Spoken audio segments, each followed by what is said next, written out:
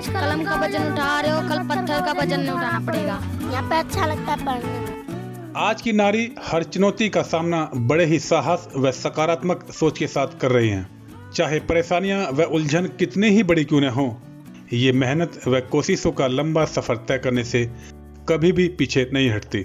हम बात कर रहे हैं एक साधारण सी दिखने वाली लेकिन असाधारण व्यक्तित्व की मालकिन निर्देश दीदी की।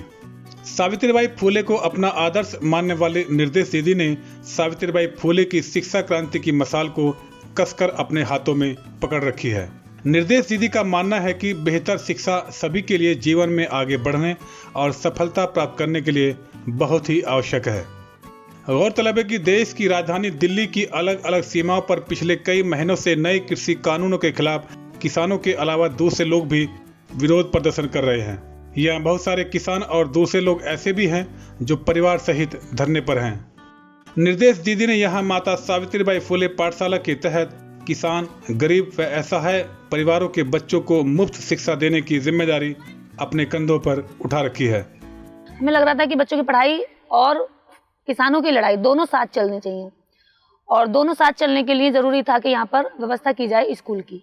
एक जीवन को चलाने के लिए सारी चीज़ें सुविधा यहाँ पर है, लेकिन जो एजुकेशन है उसको लेकर के यहाँ पर अभी कुछ नहीं था। जब हम यहाँ आए थे तो हमें लगा कि वो कमी को हम पूरा कर सकते हैं, वो हमारे पास विचार भी है और करने का जज्बा भी है, तो हमने ये पाठशाला का यहाँ पर आयोजन किया। देखिए, जो किसानों के बच्चे हैं वो भी यहाँ पर उपस्थित रहते हैं, और जो यहाँ लोकल एरियाज़ के बच्चे हैं वो यहाँ पर मैक्सिमम संख्या में आते हैं, क्योंकि उनको जब पता चला कि यहाँ पर स्टेशनरी टोटल बच्चों को पढ़ाने के लिए टीचर्स फ्री हैं, स्टेशनरी फ्री है, बैग फ्री है, ड्रेस फ्री है, तो कौन माँ बाप नहीं चाहता कि उसका बच्चा पढ़े।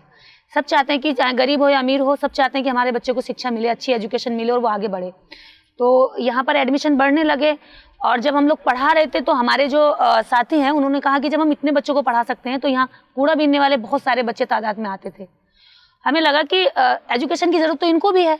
हमने उनको समझाया कि बेटा आपको पढ़ना है। यहाँ आने वाले बच्चों को बेसिक शिक्षा के साथ साथ सफाई के बारे में भी दीदी लगातार जागरूक कर रही हैं।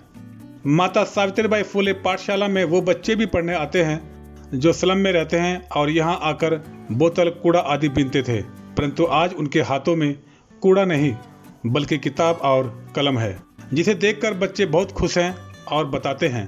मेरा नाम कुसर है, मैं यहाँ रोज पढ़ने आता हूँ। ABCD सब कुछ आता है। मैं यहाँ मुझे बहुत अच्छा लगता है पढ़ने में। इधर ABCD पहले मुझे नहीं आता था, अब आने लग गया सब कुछ।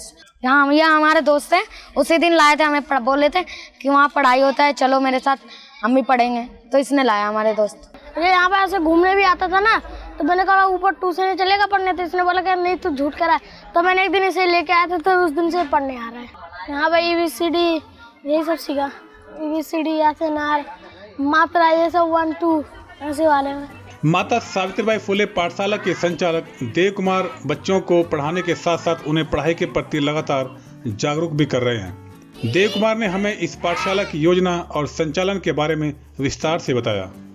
ये विचार जो आया था माता सावित्रीबाई फूले महासभा की जो अध्यक्ष हैं दीदी निर्देश सिंह, उनके मन में विचार आया था कि यहाँ पर सब चीज़ है।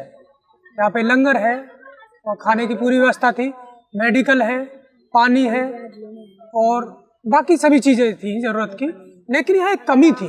जो कमी एक खल रही थी वो थी यहाँ शिक्षा की, क्योंकि किसान आंदोलन में आई महिलाएं, उनके साथ बच्चे, वो शिक्षा से वंचित थे और शिक्षा उनकी छूट रही थी। तो उनको ध्यान में रखते हुए हमने इस पाठशाला को यहाँ स्थापित किया। तो वहीं पाठशाला के मुख्य शिक्षक राकेश कुमार मंडल ने भी बच्चों की पढ़ाई के बारे में हमें रोचक जानकारी दी। स्टार्टिंग में तो बहुत तकलीफ हुई सर, मेरे को समझ नहीं आया मैं कहाँ से चालू करूँ और कहाँ ख़त्म करूँ। इन बच्चों लोग को शुरुआत कहाँ से करूँ, ना किसी को गिनती आती, ना किसी को अनार काम का आता, ना ABCD आती, ना टेबल आता, शुरू कहाँ से करूँ। फिर भी मैंने सोचा, मैंने इससे पहले पढ़ाया हुआ था तो थोड़ा सा मेरे को एक्सपीरियंस था पढ़ाने का, तो मैंने फिर 0 से चालू किया, जैसे बच्चे पढ़ते हैं जी LKG से, और वैसे पढ़ाया। और इन्होंने बच्चों ने इतना तेज़ी से कवर किया इसको, और मेरे ख्याल से 1.5 महीने में काफ़ी बच्चे ग्रो कर गए, बहुत ज़्यादा ग्रो कर गए। मैं सोचा नहीं था कि इतना ग्रो कर जाएंगे बच्चे। ये पास हो गया मतलब मैं पास हो गया, क्योंकि ये जो शिक्षा जो चीज़ है ये सबको मिलना चाहिए, हर एक को मिलना चाहिए। और मैं तो सबको तो दे नहीं सकता, लेकिन मेरे हाथ में मेरे पास जितना है, मैं जितना को दे सकता हूँ मैं कोशिश कर रहा हूँ कि उन सबको दे सकूँ।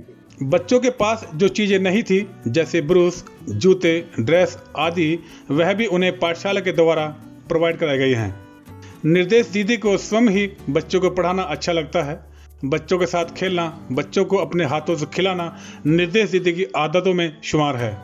जिन बच्चों से लोग नफरत करते थे, उन्हें छूना तक पसंद नहीं करते थे, उन्हें निर्देश दीदी ने उठाकर अपने गले से लगाया और यह विश्वास दिलाया कि मानवता अभी भी जिंदा है। बच्चों के बारे में दीदी भावुक होते हुए बताती हैं, जिन बच्चों ने कभी कलम नहीं थामी थी, हम लोग हाथ पकड़ करके इनको सिखाए कि बेटा ऐसे पेंसिल पकड़नी है। आज वो बच्चे 20 तक टेबल पर आ गए हैं।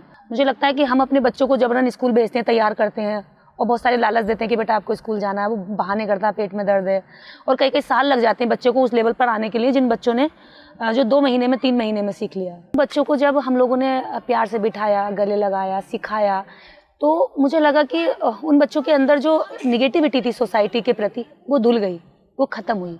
उनका विश्वास बढ़ा कि मानवता है, अच्छे लोग हैं दुनिया में। और उन बच्चों को पहले ये बिलीव नहीं हुआ कि कोई किसी को फ्री में कुछ कैसे दे सकता है। हमें तो लोगों ने फेंक कर आज तक कुछ भी दिया तो फेंक कर दिया, दुत्कार कर दिया, या कुछ दिया तो अपमान करके दिया, या उसके बदले हमसे कुछ गंदा काम कराया, या फिर हमने कूड़ा उठाया उसके बाद हमें 50 रुपये पूरे दिन भर में मिले।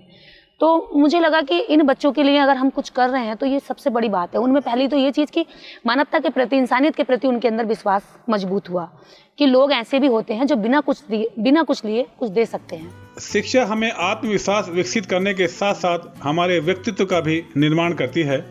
इसलिए बच्चों की अच्छी परवरिश होने के साथ साथ उन्हें हर तरह की योग्य शिक्षा भी मिलनी चाहिए, क्योंकि मनुष्य एक सामाजिक प्राणी है और समाज के प्रति उसका कर्तव्य भी है। निर्देश दीदी इसी कर्तव्य को निभाते हुए विभिन्न क्षेत्रों में लोगों की जिंदगी को बेहतर बनाने के लिए लगातार प्रयास कर रही हैं, ताकि आने वाले पीढ़ी को एक स्वच्छ व बेहतर समाज मिल सके। दिल्ली से जयराम की रिपोर्ट। इसी तरह के वीडियो को देखने के लिए वीडियो को लाइक, शेयर और चैनल को सब्सक्राइब करें।